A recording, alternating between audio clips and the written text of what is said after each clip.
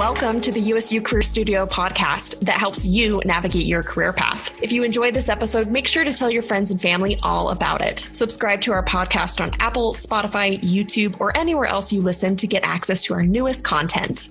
Thanks for joining us for our Friday face-to-face episode.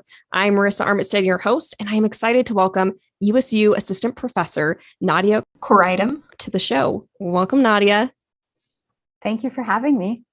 So this month, we're exploring the College of Engineering and some possible career paths we might get to connected to that degree.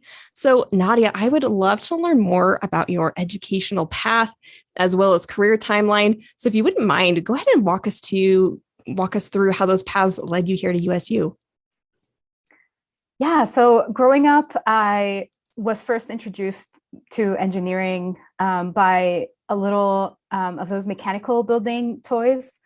Growing up with two older brothers, you can imagine I was surrounded by them. Yes. And so that combined with my interest in mathematics and physics basically led me to choosing engineering as my career path.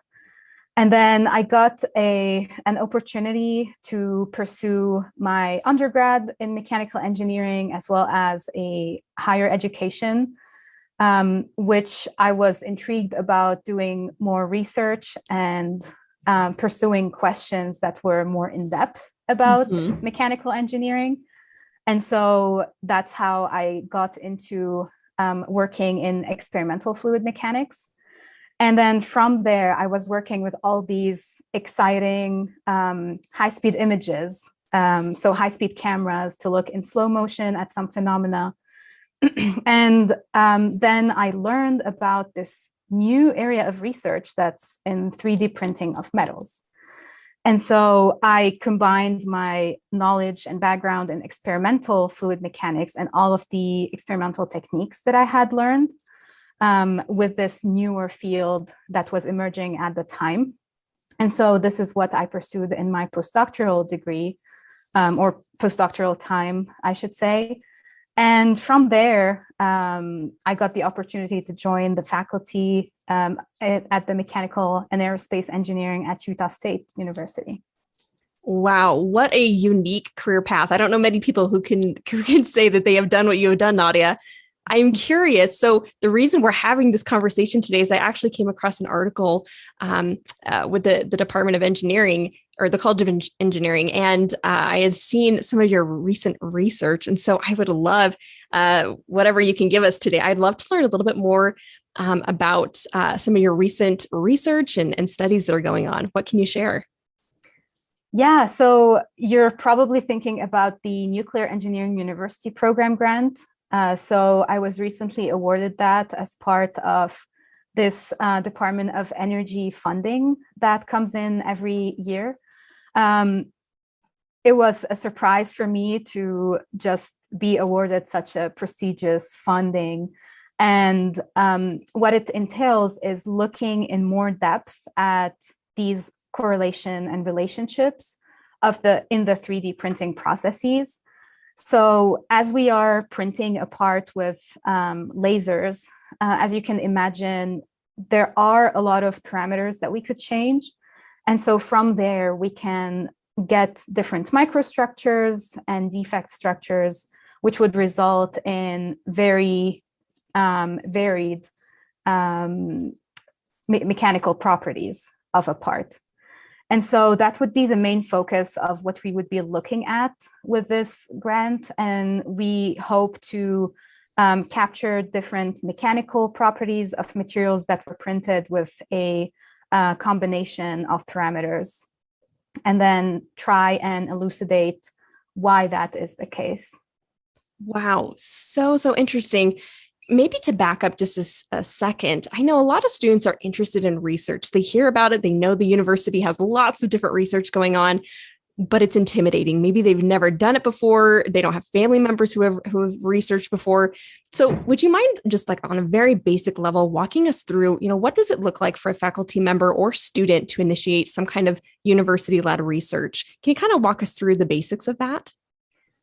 Sure, yeah. So the process is a little bit different for a faculty member versus a student. So on a faculty member perspective, I would usually go in with a certain idea of research and then identify a funding agency that has interest in that area of research.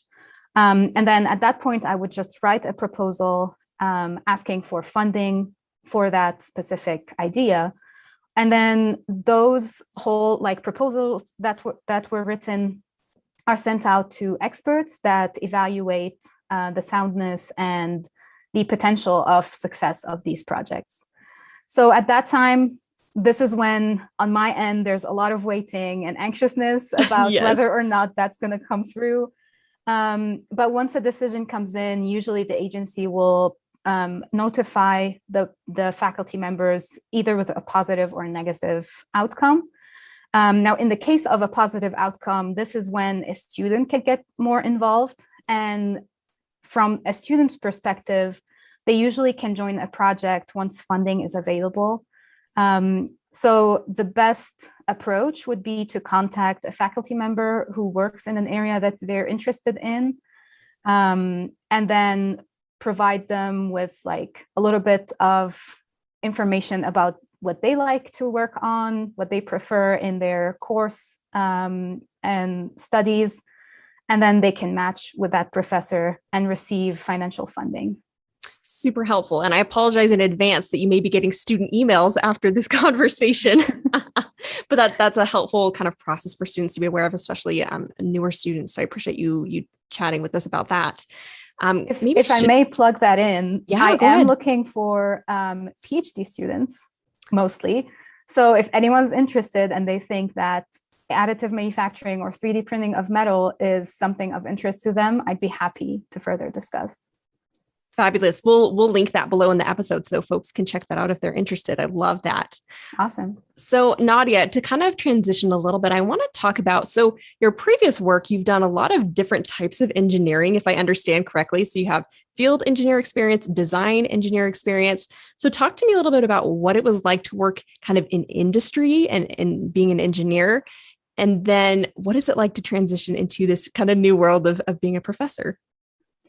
Yeah, so as a student in mechanical engineering, as I imagine many of the students might be experiencing right now, you feel a little bit torn between different areas that you could go into. So you could be an HVAC engineer, you could work in aeronautics, you can work in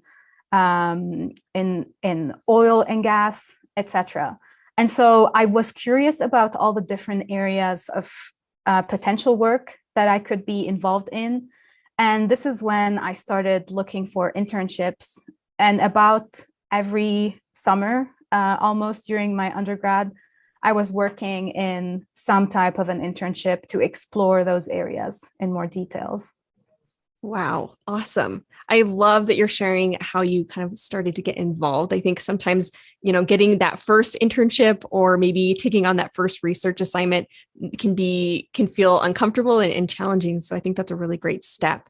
And to kind of continue that thought. So talk to me a little bit about on the flip side, as a professor, talk to me, is a lot of your background knowledge used in the research that you do? Do you get to hold on to some of those pieces that you were interested in before? What does that look like? So in the process of, I'm guessing, the internships that I went through, it's more so experiences that allowed me to kind of explore those areas and ask myself questions of whether it was something I wanted to pursue as a career or not. And even though I liked many of those topics that I had interned in, I then found myself interested in the learning process itself. So I found that I was always asking more questions and looking for answers on like a smaller detail level. And that's basically what led me to where I am now, in that I'm interested in doing the research and asking questions and looking for answers to things that haven't been explored yet. So good. I love that. And I love that, again, you're kind of hitting on this in in our career design center, we like to refer to it as prototyping, where you test something out on a small scale. And an internship is a great way to test out careers on a small scale, right? Because they're short. Great point. And so I love that you were able to do a lot of that testing early on and say, here are some things that I'm interested in. Maybe here's some things I'm not interested in. And that has kind of funneled you to where you are today, which is really cool. So love that. I would love to chat a little bit more about the day-to-days. When people think of a professor, they probably think of somebody who's grading a lot, lesson planning, and I'm sure that's part of what you do. But do you mind walking us through maybe a typical day as a professor here at USU? Yeah, sure. So on a couple of the days or like a few days of the week, I would be in the classroom and lecturing. And so some of the days will look like, as you said, preparing for lectures and then going into the classroom to deliver a lecture, and then correcting homework and other deliverables from students. But then in other parts of my day, I would be also working on writing proposals. So as we talked about, trying to acquire the funding throughout. And so writing proposals takes a long time, longer than one would probably like to spend sometimes. Yes. But then, so there is teaching, writing proposals, and then performing research, which comes in the form of advising students and then discussing with them what are their next steps in their type of research. Great. That's a great overview. And to transition a little bit, I'd love to hear about maybe some of the highlights of your work and maybe some of the areas that are maybe not quite as energy giving, maybe a little bit more draining. So what are some pros and cons of being a professor? Yeah, so I would say my favorite part is the interaction with the students. It's very rewarding to be with the students and see them grow on a personal as well as on an academic level. And so that's one of my favorite parts. I would say probably the least would be the disappointment that comes with not so successful projects or proposals. So we need to deal with a lot of having our work rejected by other experts. Oh, you bring up a really interesting topic. We're going to do a little dive deeper into that because I'm curious. If you don't mind, I'd love to hear about a time maybe when you had something like a project proposal that did not go well. How did you handle, maybe one of the first times, how did you handle that feedback or criticism and keep moving forward? Yeah, so we tend to usually just act from our emotions, right? So as soon as you receive an email that says, "So we regret to tell you that we are not going to fund your project," and this is when it really hits and you think, I've wasted all my time working on this and like investing effort into it. But then I think it's a place where we are growing. So we are learning about how to have a successful proposal in the next step. And that also applies in other areas, I would say, not only in writing a proposal, but it could be seen and applied in other areas. What I would suggest is just to take a step back and just digest all the information that we have received. Most of the time, it's a lot of constructive criticism. So it's good to take the time and understand why those experts have reached to that conclusion. And then we can contact them again, ask for clarifications and maybe more questions of like, what could I have done better? Absolutely. Yeah. And I love that what I hear you saying is separating the work, the proposal, the whatever you submitted, separating that from yourself and being able to just look at that critically and say, oh, they didn't like my proposal. It's not that they didn't like me or anything like that. So I love that you're kind of separating the two and just saying, yeah, what can I learn from this experience and how can I grow and be better? So I think that's a great approach. All right. Next, I would love to chat a little bit about characteristics of somebody who might be successful. And you could talk to the engineering world, or if you want to talk to maybe being a professor, what are some skills that you feel are necessary to be successful in the roles that you've had? Yeah, I would say most successful mechanical engineers that you would meet probably are those that are curious and self-driven. So as very similar to other engineering disciplines, having curiosity and being self-driven to work towards success is one very important trait. And then I would suggest students to just work on their soft skills and try to build on those in because those will be their first point of contact with like the outside world. So with any of their companies that are hiring. Basically. Sure. Yeah, absolutely. That's a great point that even if you have a strong engineering or more technical background, the first interactions, it's networking or it's an interview or it's a resume where you have to use some of those different skills. So I love that you're bringing up that point. I think that's really important. So Nadia, I happen to know a fun fact about you, which is and speak several languages, at least 4 that I know of. I am so curious, what was the motivation to learn these different languages? So my main motivation, basically, I'm bilingual just by where I am from. So I am Lebanese by origin. And so back home, I went to a French school. So my mother tongue is Arabic. And then I've also learned French as a mother tongue. And then pursuing my education further, I had to also learn English. And so I did that. And then I had interest in languages in general, which is why I have also taken on learning Italian because of the sound of the language and liking how it is. Wow, that is so incredible. Well, and I was just thinking, I'm curious, have there ever been benefits of being able to speak multiple languages within your jobs? Is that something you've been able to use like on the job at all? Maybe, I mean, speaking multiple languages probably came in when I was in school. And so during my higher education, I graduated from KAUST in Saudi Arabia.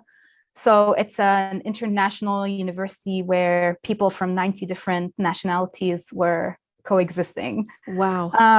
And so I think that it helped me communicate and connect more with different people from different backgrounds. And to this date, I mean, these have been connections that I really value. Absolutely. Such a cool insight. Well, Nadia, before we wrap up today, I do want to ask one final question. And that question is, what advice do you have in terms of networking for students who are maybe interested in pursuing both a degree, but also career in engineering? So I think networking has affected me personally in terms of making my own career decisions. And since we did mention the internships that I've gone to, they've most been the result of some type of networking with a company representative or a researcher or an academic in some career fair. And so I do encourage students to get themselves out, present themselves to new people when they are in a networking setting, as well as treat every introduction as if it is an interview. So any person that they meet might have their next big opportunity. Oh my goodness. Yes, that is a great nugget to end on. I love that. And I've heard other folks share that treat every interaction like an interview, because it is. It's a small world, and it's funny how that one connection we have, with so and so ends up becoming really important 5 years later when we're maybe looking for a job, for example. So I love that. I think that's a great piece of advice. Well, Nadia, I want to thank you so much for taking time out of your busy schedule to chat with us a little bit, help students, again, just explore the world of engineering and get some ideas. So appreciate you. Yeah, thank you for having me. This has been fun.